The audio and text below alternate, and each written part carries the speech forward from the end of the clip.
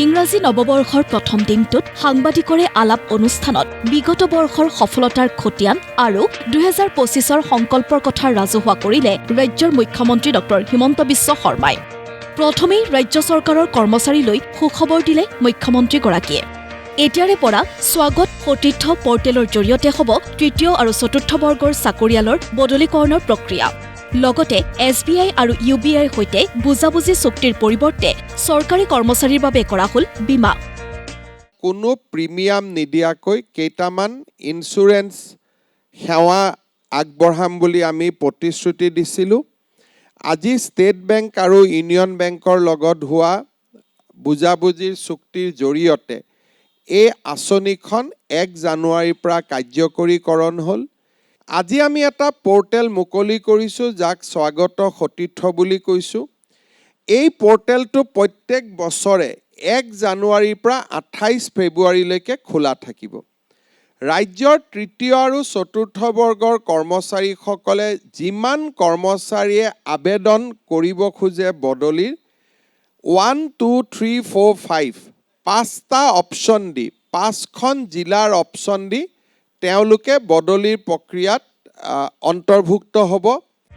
ৰাজ্য চৰকাৰৰ কৰ্মচাৰীৰ বাবে এই সুখবৰ দি বহাগ বিহুলৈ অসম চুক্তিৰ ৬ নম্বৰ দফাক লৈ আশাৰ খবৰ দিলে মুখ্যমন্ত্ৰীয়ে। অৱশ্যে চৰ অঞ্চলত ভূমিৰ জৰীপক লৈ থকা জটিলতাৰ কথাও স্বীকাৰ কৰিলে মুখ্যমন্ত্ৰীয়ে। অসম চুক্তিৰ ৬ নম্বৰ দফা মই ভাবোঁ যে বাজেট অধিৱেশনত আমি কেইবাটাও ইমপ্লিমেণ্টেশ্যন দেখা পাম। কিন্তু তাত কেইটামান ডিবেটেবল ইছ্যুজ আছে, যাৰ লগত কাৰণে আমি আছুৰ লগত নিৰন্তৰ বহিব বিচাৰিছোঁ।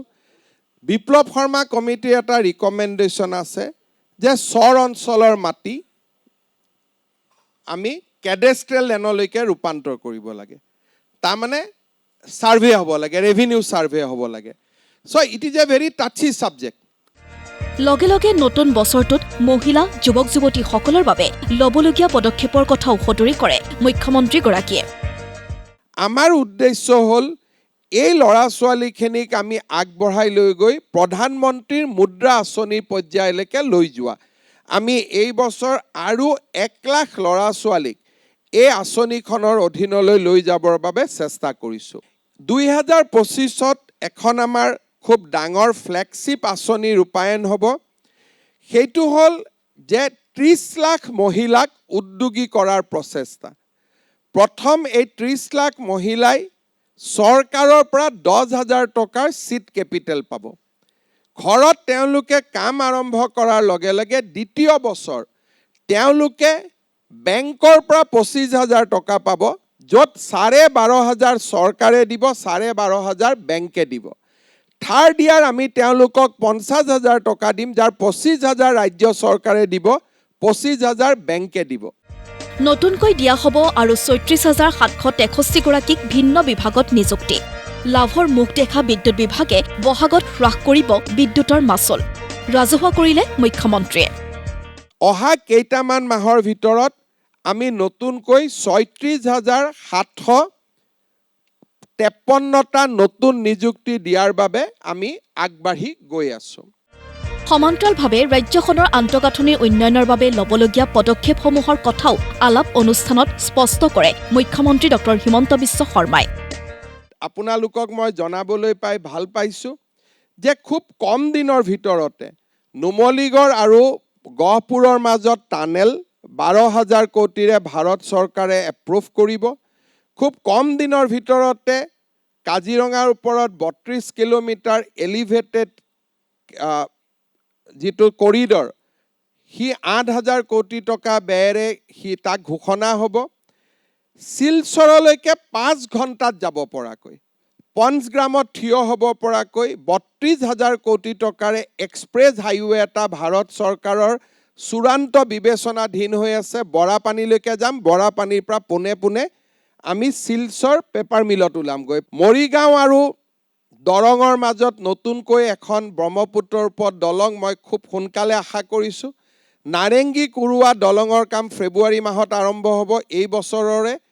আৰু পলাশবাৰী শুৱালকুছিৰ মাজত দলঙৰ কাম ইতিমধ্যে আৰম্ভ হৈছে। গুৱাহাটী আৰু উত্তৰ গুৱাহাটীৰ দলং, যাক আমি কুমাৰ ভাস্কৰ বৰ্মা সেতু নামে নামাঙ্কিত কৰিছোঁ, এই কুমাৰ ভাস্কৰ বৰ্মা সেতু আমি এই বছৰৰ জুন জুলাই মাহত আমি শুভ উদ্বোধন কৰিব পৰা অৱস্থালৈ আমি গতি কৰিম।